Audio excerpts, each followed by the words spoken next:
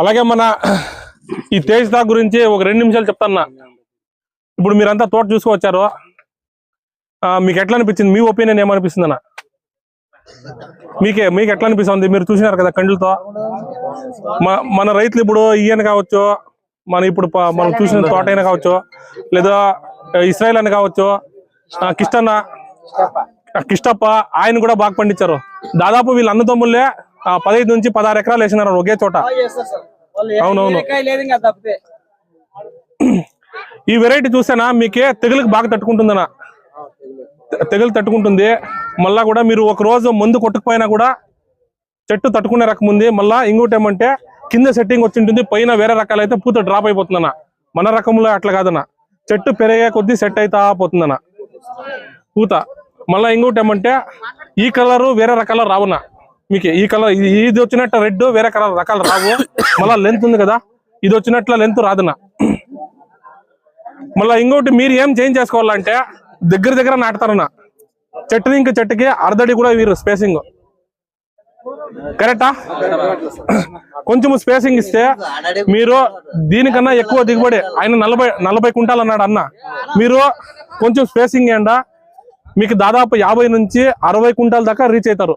అంతే చెట్లు, మందు కూడా ఇంకా తక్కువ పడుతుంది, విత్తనాలు కూడా ఇంకా తక్కువ పడతాయి, దిగుబడి మీకు ఇంకా చాలా వస్తుందన్న. మళ్ళా మన ఈ రకం ఉంది కదా, బూడిదికి తెగులకి కన్నా మంచి తట్టుకునే సహిష్ణుత ఉందన్న.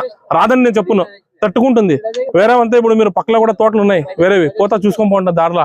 మేము వచ్చినప్పుడు కూడా చూసుకోవస్తామే, మనం కూడా వచ్చినప్పుడు కూడా వేరే తోటలంతా చూసుకోవస్తామన్నా. అన్ని తెగులకి వచ్చి ఆల్రెడీ పోయినాయి నా తోటలో. మన తేజ్ ఇప్పుడు వరకు మేము చాలా మొన్న కూడా వేరే చోటంతా యాక్టివిటీలు చేసాము. ఎక్కడ కానీ మనకి రైతులు తెగులు వస్తా ఉందన్నా, మచ్చ తెగులు కానీ ముదురు తెగులు కానీ ఏమీ లేవునా. అంత నీట్ గా తోట వస్తా ఉంది. రైతులు అట్లే చేస్తున్నారు అన్న, ఇంట్రెస్ట్ పెట్టి చేస్తున్నారు. స్టార్టింగ్ మేము అమ్మినప్పుడు 1 కేజీ 2 కేజీలు అమ్మాము. ఇప్పుడు ఒక్కొక్క రైతు తీసుకునే రైతులు ఒక్కొక్క రైతే 2 కేజీలు 3 కేజీలు తీసుకొని పోతున్నారు. ఎందుకంటే అంత వాళ్ళకి నచ్చి తీసుకొని పోతున్నారు అన్న. దీని గురించి మీకు ఏమన్నా వేరే కంప్లైంట్స్ ఏమన్నా ఉంటే చెప్పండి. లేదు మీకు మిరప గురించి ఏం కావాల్సిన అడగండి చెప్తాను నేను. ఏమైనా రోగాల తెగుల మచ్చ తెగుల ఏమైనా ప్రాబ్లం ఉంది, లేదా పూత డ్రాప్ ఎందుకైతే ఉంది ఏమున్నా కూడా అడగండి.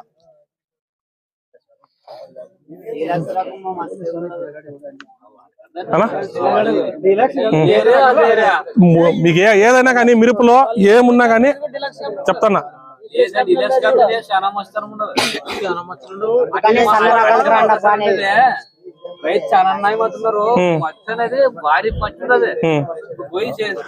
మీరు మచ్చ అంటా ఉన్నారు కదా, జాగా గ్యాప్ ఇడండా, చెట్టుని ఇంకా ముక్కుకి కొంచెం జాగా ఇడండా. అర్ధడికి ఉన్నది 1 కాలడి అట్లా ఇవ్వండి, స్పేసింగ్ ఇవ్వండి. మీరు అన్ని తగ్గుతుందన్న. గాలాడాల లోపలికి మీరు వర్షం నీళ్లు పడితే నీళ్లు కూడా కిందకు పోవము, అట్లుంది మీది స్పేసింగ్. మీరు ఇడిచి లేదు, మీరు స్పేసింగ్ ఇవ్వండా, జాగా ఇడండా. చెట్టుని ఇంకా చెట్టుకి, సాలని ఇంకా సాలకి గ్యాప్ ఇడండా. మీకు ఎందుకు కంట్రోల్ కదా నేను ఉంటున్నా. అవునవునవును అవును.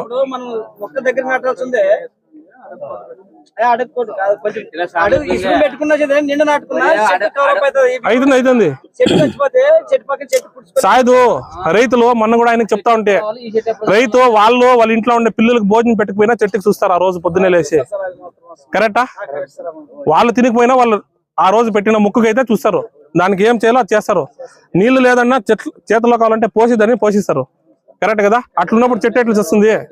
పోయినా మీకే 5%, 100 ముక్కలు నాటితే 5 ముక్కలే పోతాయి, 95 ముక్కలు బతుకుతాయి. సరేనా? నేను అన్నట్టు మీరు స్పేసింగ్ ఇవ్వండా, దిగుబడులు పెరుగుతుంది, రైతుల ఖర్చు తగ్గుతుంది. నాగరాజ్ సార్ అన్నట్టు ఇత్తనాలకి డబ్బులు ఇచ్చేటప్పుడు 5 రూపాయలు ఎక్కువైనా ఇవ్వండా. ఇత్తనమే మీకు ప్రాముఖ్యత. ఇత్తనం బాగలేదనుకోండా, మీరు 1,00,000 రూపాయలు ఖర్చు చేసినా కూడా మీకు పనికిరావు. నాగరాజ్ సార్ ఇప్పుడు నాగరాజ్ సార్ ఉన్నారు, వాళ్ళు మీకు ఇత్తనాలు ఒకటే ఇరు, దాంతో పాటు బిల్లు కూడా ఇస్తారు. మళ్ళీ వాళ్ళు అమ్మేది కంపెనీ బ్రాండెడ్ వే అమ్ముతారు. వాళ్ళు లోకల్ అయితే మాకు వద్దులేండప్ప, మీరు ఎక్కడో